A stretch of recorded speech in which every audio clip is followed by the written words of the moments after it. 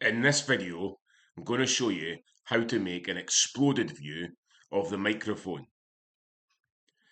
To create an exploded view, we need to use something called a presentation drawing. To create an exploded view, move the mouse to the top left-hand corner of the screen and click on the orange button, File. Then click on New.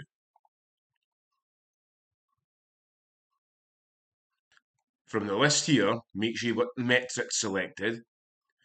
And then in this area here, use the scrolling bar to scroll all the way down to the bottom. You're looking for the presentation drawings here. In the presentation drawings, you've got two options. You need to choose Standard MM. Once you've done that, click on Create.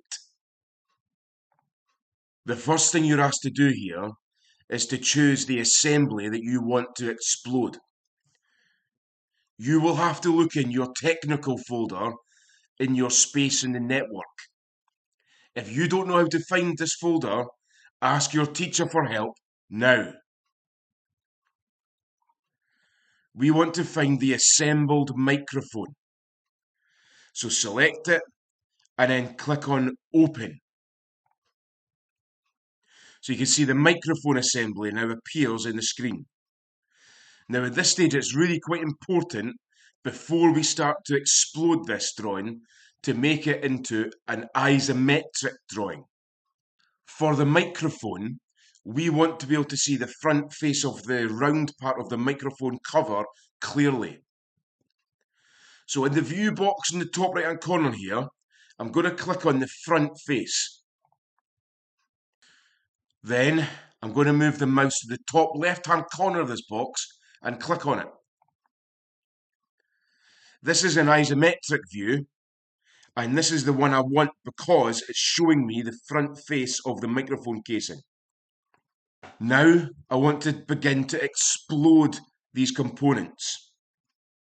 Exploding components just means that we're going to separate them.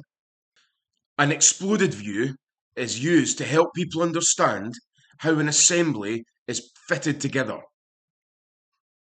When you complete an exploded view in Inventor, there are only two buttons you need. Both of them are found at the top of the screen in the Presentation tab. Tweak Components and New Snapshot View. To explode the components, you need to select the Tweak Components button at the top of the screen. I'm now going to select the microphone cover on the model. So move the mouse over it until it's highlighted green and then select it. These three arrows you see are the three options for moving the microphone cover. I can either move it up and down the way. This is along the x-axis. Or I can move it across this way, which is the z-axis.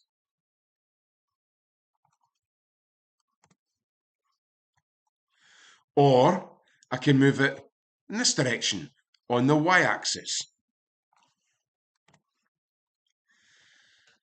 The direction that you will need to explode components in is the same direction which they would go together. So in this instance, it makes sense to move this using this y-axis, so use this arrow, and just drag it out in this direction here. Because then it's really obvious to anybody that this would fit together in the same direction. Once I've moved it out to this sort of area here, where there's a gap between the components, click on the green tick. I now need to move the microphone casing in this direction up here, away from the microphone. So again, whenever we're moving components apart, we click the Tweak Components button, select the component, and then we can drag it in the direction of the arrow that you need. In this case, it's this one here. So I'm going to move the mouse over this arrow, click and hold the left-hand mouse button, and then drag the mouse. And I want to keep moving this until there's a gap between the microphone casing and the microphone itself. When I'm happy with it, I let go of the mouse button and then click on the green tick. So we can see I've got a gap between the components here and here. Whenever you're doing an exploded view, there should be no overlap of components.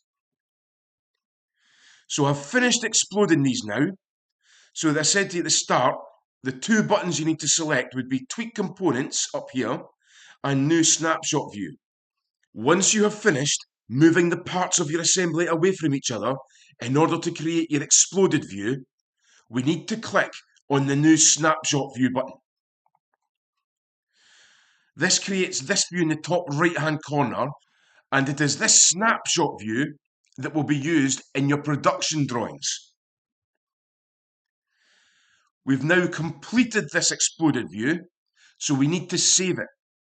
So in order to save your work, move the mouse to the top left-hand corner of your screen, click on File, then Save As.